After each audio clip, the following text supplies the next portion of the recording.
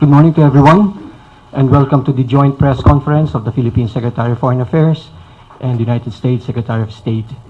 To begin, Philippine Secretary of Foreign Affairs, the Honorable PREFECTO Yasay Jr. will give his opening statement. Good morning. I am pleased to welcome Secretary John Kerry and his delegation to the Philippines. The U.S. Secretary of State is the first foreign minister to call on the President later today. We appreciate this gesture of goodwill, which demonstrates the strength of the Philippines-U.S. alliance and the importance of the alliance to the United States. This year marks the 70th anniversary of the establishment of diplomatic relations between the Philippines and the United States, and the 65th anniversary of the Mutual Defense Treaty. Our alliance is part of the web of U.S. security alliances in the region that helped maintain peace, security, and prosperity in Asia Pacific. The Philippine government remains fully committed to this alliance. In our meeting today, I have the opportunity to consult with Secretary Kerry on a full range of issues in our bilateral relations. I assured Secretary Kerry that we'll pursue our planning process for the full implementation of EDCA. The EDCA will help us prepare for the humanitarian assistance and disaster relief operations and contribute to our AFP modernization efforts. We also discussed common challenges, in particular the threat of violent extremism. The Philippines recognizes U.S. leadership to counter violent extremism, and we express our desire to continue working with the U.S. as we had in the past in our own efforts to fight terrorism. On the issue of maritime disputes in the South China Sea, we thank the U.S. government for its statement of support for the arbitration decision and its call for restraint by all parties. The United States is our only treaty ally, and we will continue our consultations and engagements with them on a way forward with our national interests paramount and with full consideration for the award from the arbitral tribunal. We work with the United States on many regional and global issues, and I look forward to working with Secretary Kerry on initiatives that will advance our mutual interests. Thank you. Thank you, Secretary Yasay. At this point, United States Secretary of State, the Honorable John F. Kerry, will give his opening statement. Well, thank you very much. Mr. Foreign Secretary, June, thank you very, very much for your welcome here. A very, very warm welcome. And I'm really happy to be back in Manila, back in the Philippines, a place that I've traveled to many times through the years. And I'm particularly glad to be here and honored to be the first Foreign Secretary, Foreign Minister that you've received. It's a privilege, and I look forward to meeting with the President. Being here so soon after the election and remembering the journey of many years, I commented to one of my staff people today that it brought back a lot of the memories of the early days when I first came here back in 1986. It's hard for me to believe that it is 3 decades ago, but in 1986, as a young senator, I joined an international effort to monitor the snap election that had been called here by President Marcos. And I traveled all around this beautiful country during those period of time. And everywhere I went, particularly when I went on election day, I flew by helicopter all the way down to Mindanao and stopped in various places in between. And I saw people standing in long lines in the hot sun, very hot day. They were standing by the thousands, waiting long hours to be able to vote, and literally doing their part to make democracy work. I can't tell you how impressed I was. And I went back to the United States Senate and I talked about the courage and the determination of the people of the Philippines to make their democracy work. I still remember the yellow shirts, the pro-democracy banners, and I look forever at people who vote, and I don't think I've ever seen the kind of enthusiasm and hope that people expressed with men and women participating in an election for the first time, a real election.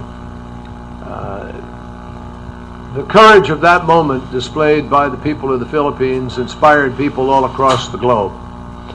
And it helped to spark an historic movement towards democracy that was felt by those people all around the world. Today, this nation is a model of democracy. The election that was held here in May was open and transparent. It offered a real choice, and the voters flocked to the polls. A turnout of more than 80%. That is exactly what democracy is all about. And I congratulate the Filipino people, and I very much look forward to congratulating President Duterte on his victory in person later today. My purpose in coming to Manila today is to underscore the value that the United States places on the alliance and the true friendship and relationship that we have with the people of this country. The U.S.-Filipino relationship has absolutely withstood the test of time, and it is clearly one of our most important in the Asia-Pacific. Foreign Secretary Yasay was in Vientiane with me this week for the ASEAN Regional Forum and the East Asia Summit. And this morning, he and I discussed a few of the key issues that came up during those ministerial meetings, including, obviously, the situation in the South China Sea. Now, I made it clear in Vientiane, and I make it clear here, as I have everywhere, that the United States we are not a claimant. And the United States does not take a position on the competing sovereignty claims to the land features of the South China Sea, but we do take a strong position on protecting the rights, the freedoms, and the lawful uses of air and sea space as defined by international law. We take a strong position in support of the rule of law. We have made clear that the decision of the arbitral tribunal convened under the UN Law of the Sea Convention is legally binding, and that we expect that the parties should comply with their obligations under law. Now, the rights of all countries under law should always be respected. That is what international law is about. That is what a rules-based order is about. At the same time, and I want to be equally clear about this, we urge all the claimants to exercise restraint and to work to reduce tensions. In our meeting today, I told the Foreign Secretary that we appreciate the very responsible and measured way that the Philippine government has responded to the decision. That's been important. In all my meetings in Vientiane, including with Chinese Foreign Minister Wang Yi, there was a consistent focus expressed by everybody, including the Chinese Foreign Minister, to turn the page on the past confrontations. And looking ahead, we hope and see a real opportunity for claimants to work together to constructively, peacefully manage and ultimately resolve their differences consistent with international law. And we hope to see a process that will narrow the geographic scope of the maritime disputes, set standards for behavior in contested areas, lead to mutually acceptable solutions, perhaps even a series of confidence-building steps. We hope to see a diplomatic process between and among the claimants without coercion or the use or threat of force. And we look forward to working with all of the parties in order to advance the goals that I have just expressed. But we have a much broader agenda, my friends, than just the question of the South China Sea. We continue to work together with Philippines and with other countries in the region on law enforcement and on regional security and on combating transnational crimes like human trafficking. I made very clear that civil and human rights need to be protected even as we work to keep our societies safe. We also work together on countering violent extremism. Unfortunately, the Philippines is no stranger to the threat of terrorism. This nation has been managing these threats by groups like Abu Sayyaf for some period of time. And our nations work very, very closely together. Excuse me.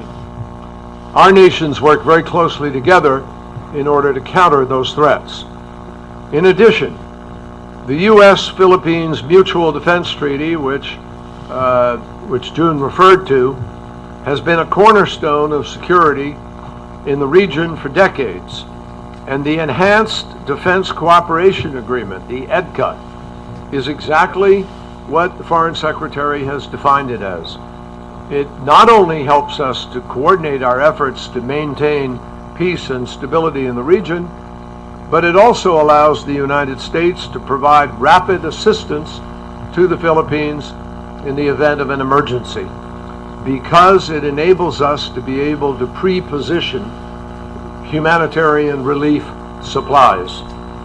I personally saw firsthand the importance of this disaster response when I visited Tacloban very soon after the devastation of Typhoon Haiyan. And I saw the unbelievable destruction that typhoon wreaked on that community. The buildings that were just wiped away, the water that came up to the airport tower, the mountains that were just completely shredded of these major trees.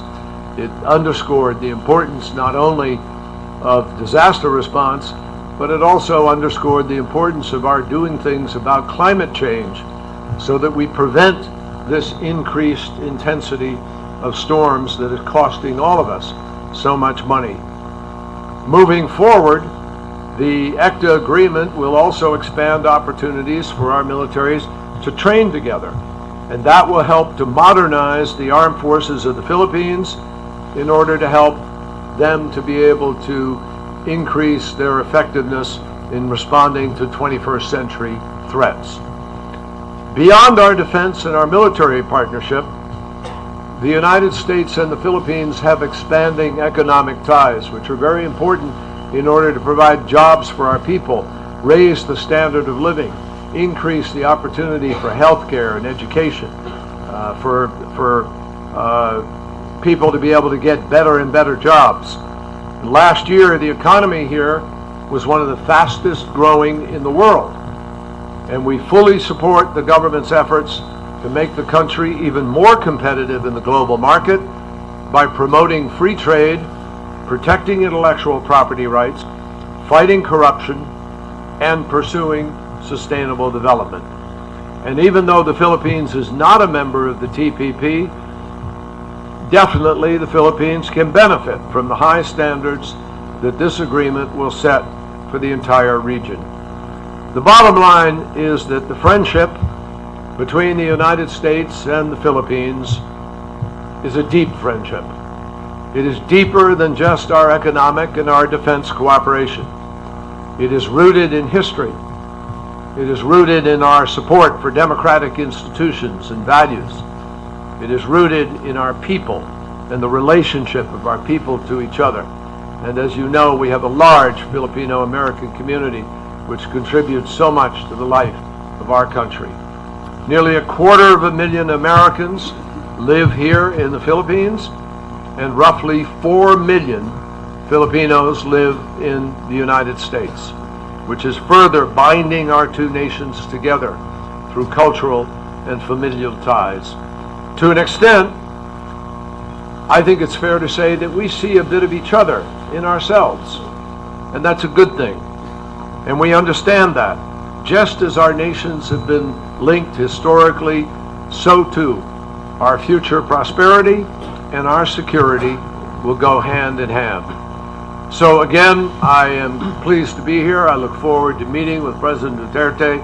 I speak for President Obama and the entire administration in saying that we look forward to working with President Duterte and with all of our friends in the Philippines for the benefit of both of our countries and for all of those countries in the region and in the world that can benefit from the strength of our relationship.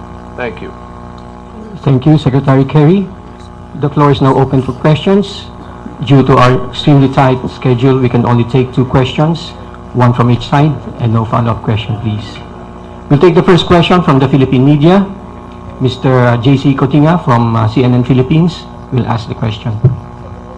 This question is for Secretary Yasay, but of course Secretary is free to answer if you should want to. Secretary Yasay, how does the Duterte administration plan to implement the EDCA in light of the fact that China is disregarding the ruling from the arbitral tribunal? Oh, to begin with, let me say that the ruling and EDCA has no bearing or direct bearing whatsoever. Even as China has made its statement not to respect or recognize the decision, it does not automatically on that basis kick into play EDCA. It continues. And I'd like to assure you that the President has also committed to make sure that our agreements with the United States will be fully fulfilled and respected. I think the Minister answered it very effectively. The next question will come from the U.S. media. Ms. Leslie Roton of Reuters will ask the question. Thank you. Mr. Foreign Minister, good morning. I wanted to also talk about South China Sea. Was the joint statement from the ASEAN nations really a victory for ASEAN when it skipped a mention of the arbitration decision and basically stuck to its pro forma comments as it always did? And then to the Secretary, only 6 countries have joined the United States. We're both secretaries. I'm sorry. It's early in the morning. That's okay. Mr. Secretary, only 6 countries have joined the United States calling publicly for it to be respected. And both ASEAN and the EU have also shied away from publicly calling for that. How does one prevent the ruling from becoming irrelevant? And how do you think these diplomatic discussions, what you heard today, how do you see these diplomatic discussions moving ahead?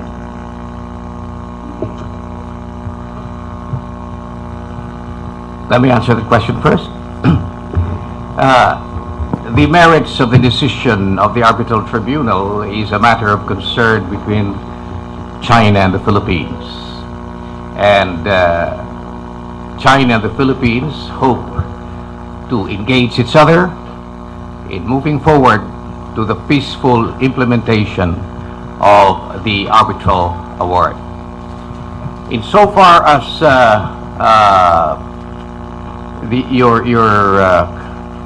the other aspect of your question is, okay, I think it was a triumph for ASEAN. If you will look at the joint communique and the statement, it covers all of the elements and fundamental principles that on which ASEAN is based and which justify the existence of ASEAN.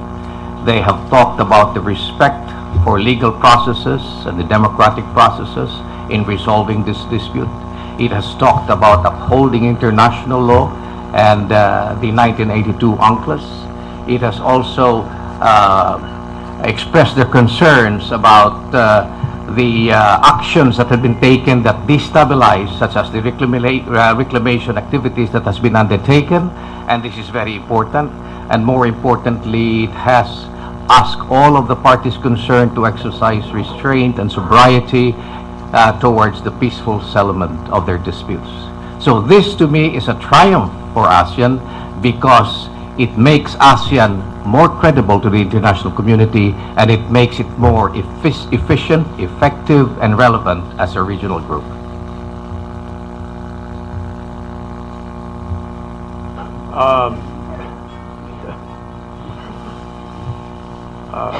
Thank you, Leslie. I think that Secretary Yasay has given a very good answer. I'll just add a couple of things to it. I ask you to go read the communique paragraph for paragraph, as I did before we approved it. And I was very satisfied that the communique clearly referenced all legal rights, all legal decisions, legal process, legal tribunal, legal decisions, without mentioning the arbitration. And sometimes, frankly, a meeting like that and diplomacy, you don't always have to include every single word that may, in fact, sometimes make it harder to get to the dialogue that you want to get to. But every single principle, every single value of rule of law was embraced in that communique. The communique said clearly that everybody supported the law of the sea process. Everybody supported the rule of law. Everybody thought that there must be a reduction of tension. Everybody thought that people needed to abide by what the legal requirements were under the law, and they had to be resolved by rule of law. Now, I made it clear, and I think the Foreign Secretary made it clear, as have everybody else, that the decision itself is a binding decision. But we're not trying to create a confrontation. We're trying to create a solution, mindful of the rights of people that are established under the law. So as we encourage the Philippines, and we encourage the Chinese, and we encourage other claimants to engage in negotiations, that's not new. I did that when I went to Beijing in China 3 years ago. And President Obama has said that. We are consistently, year after year, urging parties to negotiate, to work this through diplomatically, bilaterally, multilaterally, build up confidence-building measures. And when we say that we urge a negotiation, we do so obviously understanding that our friend and ally, the Philippines, can only do so on terms that are acceptable to the government of the Philippines. So my judgment is hopefully you shouldn't be looking for the confrontation, you should be looking for the solution. And I believe that was a communique that helps perhaps to move people towards the kind of discussion that could bring about a conclusion. But it still is mindful of what we believe is the impact and judgment of that decision itself. But Mr. Secretary, if you don't mention the ruling publicly, if nobody admits it, then are you not afraid that it could become irrelevant? It's impossible for it to be irrelevant. It's legally binding, and it's obviously a decision of a court that is recognized under international law, and it has to be part of the calculation. And I am confident our friends in the Philippines will make their judgments about what their negotiating position is and how they intend to proceed forward. What we want to do is urge people to not try to build up the tensions. Don't take provocative actions. Leave the space here for people to be able to find a way forward that meets the needs of the region, of the nations, and also respects people's rights and obligations. Thank you all very much. Appreciate it. I'm sorry we're on a tight schedule because of our pilot limitations, but I appreciate it. Thank you. Thank you. This ends our joint press conference. Thank you, Secretary Yasay. Thank you, Secretary Kerry. And thank you to our friends in the media. KKK. Thank you.